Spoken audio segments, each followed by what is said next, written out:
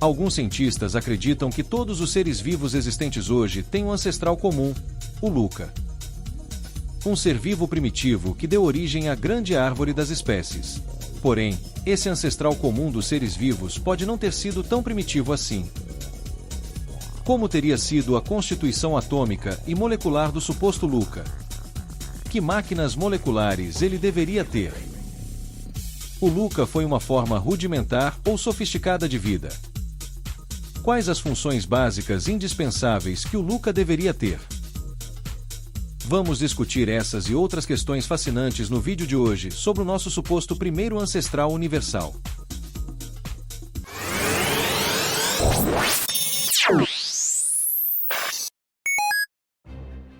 O nome Luca é uma sigla que significa Last Universal Common Ancestor, que é traduzido em português como Último Ancestral Comum Universal. Ele é o hipotético ser vivo a partir do qual descendem todos os seres que vivem atualmente na Terra. Segundo algumas teorias do início da vida, quando a Terra se formou, há cerca de 4,6 bilhões de anos, não havia vida. Ela teria aparecido nos oceanos alguns bilhões de anos depois. Luca não teria sido a primeira forma de vida que surgiu no planeta, mas aquela a partir da qual se desenvolveram os organismos que hoje conhecemos. Estima-se que ele teria vivido entre 3,6 a 4,1 bilhões de anos atrás. Provavelmente, era um ser unicelular. Mas, isso não significa que era uma forma de vida pouco complexa. Vamos supor por um instante que o Luca realmente existiu, e que tenha surgido espontaneamente, conforme defende a teoria da abiogênese, que prega que a vida surgiu espontaneamente a partir de compostos inorgânicos. Neste contexto, a Terra teria surgido ao acaso, após uma série de coincidências cósmicas que a deixaram com as condições ideais para o surgimento da vida. De uma sopa primordial de compostos inorgânicos, devido às condições da Terra primitiva, teriam surgido espontaneamente os primeiros compostos orgânicos. Esses compostos orgânicos teriam ficado juntos e se combinado, também de maneira totalmente aleatória, formando as primeiras moléculas de RNA. A maior parte dessas moléculas de RNA era puro lixo, mas, também por acaso, dentro das incontáveis moléculas de RNA que não serviam para nada, teriam surgido algumas que possuíam um código que poderia ser útil para, um dia, contribuir para o surgimento da vida. Por algum motivo desconhecido, as boas moléculas de RNA teriam conseguido se autorreplicar nesse ambiente completamente inóspito, e outras moléculas de RNA parecidas foram surgindo ao longo de bilhões de anos. A essas moléculas, teriam sido adicionados novos trechos aleatórios, que faziam todo sentido. Esses trechos teriam tornado as moléculas de RNA cada vez mais complexas, a ponto de criar um código, que tinha condições de especificar as proteínas necessárias para formar um ser vivo.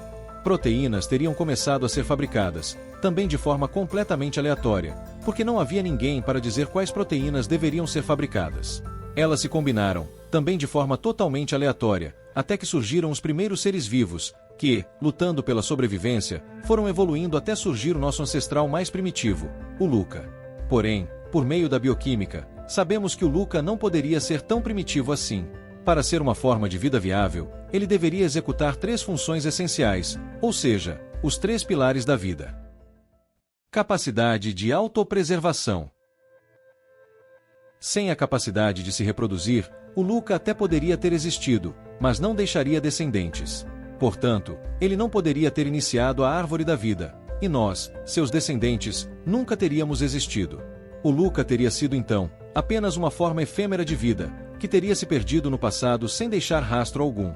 Tal ser efêmero teria sido talvez um entre milhões de proto-Lucas que teimaram em pipocar aqui e acolá por todo o universo, mas que não se perpetuaram através de descendentes. Capacidade de autossustento. Sem a capacidade de armazenar e captar continuamente energia do exterior, novamente, o Luca seria apenas uma forma passageira de vida. Ele viveria uns poucos segundos, e sua pouca energia não lhe daria tempo suficiente para executar funções essenciais à sua existência e reprodução. Assim, o Luca novamente se perderia no tempo e no espaço sem deixar rastros. Capacidade de automação. A vida, sabemos hoje, é baseada em informação, e os processos que a sustentam lidam com muita informação para guardar suas receitas, e assim, repetir automaticamente suas sínteses de biomoléculas. Sem um código, sem um manual e sem os procedimentos operacionais padrões da vida, não haveria ordem, nem sincronismo, nem o que repetir na síntese. Sem informação, e informação de alta qualidade, a vida se deteriora em um caos químico incontrolável. Para complicar ainda mais as coisas, de modo a conseguir executar essas 3 tarefas essenciais, o Luca deveria possuir ainda pelo menos 8 características e requisitos bioquímicos indispensáveis. Membrana de dupla camada. O Luca, provavelmente um ser unicelular, teria que ser capaz de reunir as moléculas necessárias para formar uma membrana de dupla camada estável. Uma membrana que não se transformasse em estruturas menos complexas e mais estáveis, como as micelas e os lipossomas. Essa membrana promoveria então, pela sua composição, um balé químico fantasticamente bem orquestrado e constantemente ajustado para conseguir capturar energia e nutrientes externos, enquanto mantinha todas as coisas indesejáveis do lado de fora. Encapsular biomoléculas. O Luca teria que ter desenvolvido um mecanismo capaz de encapsular várias biomoléculas essenciais à vida, como as que formam o RNA, o DNA, os peptídeos, os lipídios e tantas outras biomoléculas. Filtros moleculares. Não bastaria ao Luca ter só essa membrana de dupla camada protetora e estável. Teria sido também essencial que nela fossem instaladas portas de entrada de nutrientes e de saída de dejetos. Portanto, o Luca deveria ter já desenvolvido alguns canais e filtros proteicos essenciais à vida, totalmente automatizados, molecularmente seletivos e perfeitamente encaixados em sua membrana de dupla camada. Fábricas de biomoléculas. O Luca não poderia se dar ao luxo de importar tudo do exterior, pois tal meio exterior, aquele da sopa primordial, teria sido ácido, corrosivo e escaldante. Esse meio forneceria muito mais do que não prestava, do que das moléculas essenciais. O Luca teria então que construir algumas unidades de sínteses moleculares que lhe dessem certa autonomia para a síntese de macromoléculas. Replicação molecular. Apenas sintetizar não bastaria, pois o Luca teria também que adquirir a capacidade de replicar essas macromoléculas e produzi-las por receitas documentadas em seu DNA, criando todos esses processos, na quantidade e na hora certa, ao ligar e desligar sua maquinaria. Código molecular.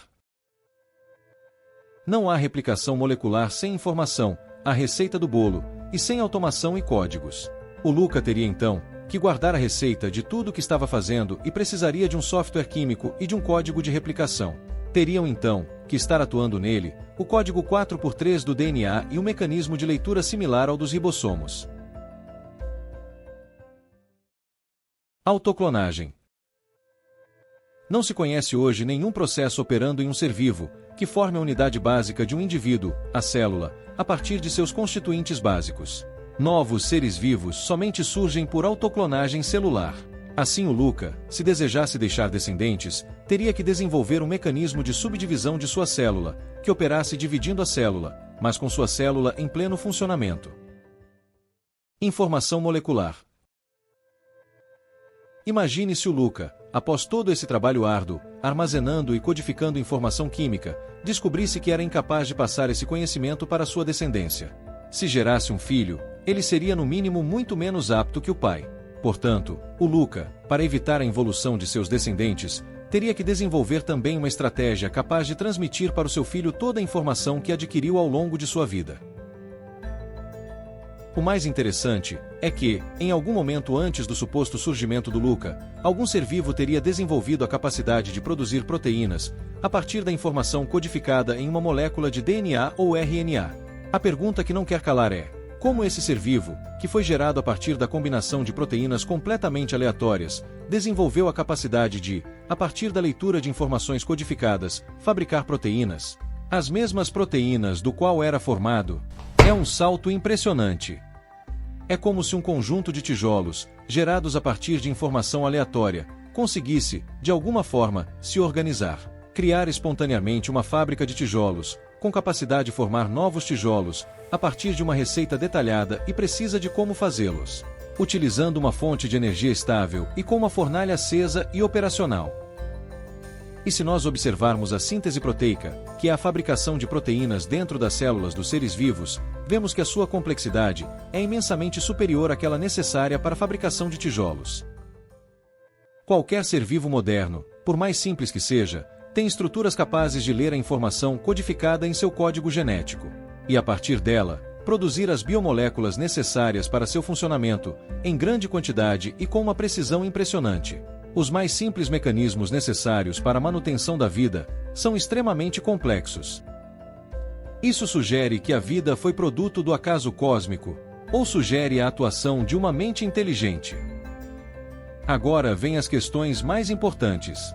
Processos naturais e espontâneos poderiam fazer com que compostos inorgânicos gerassem compostos orgânicos, e estes compostos poderiam se organizar espontaneamente durante bilhões de anos, a ponto de tanto gerar informação codificada útil, como gerar uma fábrica que produzisse compostos orgânicos a partir da leitura dessa informação? A lei da biogênese, atribuída a Louis Pasteur, é resultante da observação de que seres vivos provêm apenas de outros seres vivos, através da reprodução. É uma lei observada em qualquer forma de vida moderna. Nunca na história da humanidade se observou a geração de vida a partir de materiais não vivos. Será que apenas no início da vida na Terra essa lei foi violada? As proteínas necessárias para a vida possuem moléculas muitíssimo complexas. Cientistas calcularam que a probabilidade de que até mesmo uma molécula simples de proteína se formasse ao acaso num caldo orgânico seria da ordem de 1 em 10, elevado a 113. 1, seguido de 113 zeros. Mas, qualquer acontecimento que tenha uma probabilidade em apenas 10 elevado a 50, é rejeitado pelos matemáticos como sendo impossível de ocorrer. Para se ter ideia da dimensão das probabilidades envolvidas, o número 10 elevado a 113 é maior do que o total estimado de todos os átomos do universo. Examinando toda essa complexidade e as probabilidades envolvidas, chegamos facilmente à conclusão que é necessário muito mais fé para acreditar que processos naturais geraram espontaneamente a vida, do que para acreditar que houve um projeto prévio. Que somos fruto da vontade de uma mente inteligente, que nos criou com um projeto prévio, cuidadosamente executado, e com um propósito definido. Obrigado por assistir. Espero que você tenha gostado do conteúdo deste vídeo. Se você tem algo a acrescentar ou discorda de algo que foi dito, por favor, deixe seu comentário. Não se esqueça de dar o like e de se inscrever no canal. Isso nos ajuda a trazer mais conteúdos como esse. Clique no sininho das notificações para ser avisado quando postarmos novos vídeos. Obrigado! E até a próxima!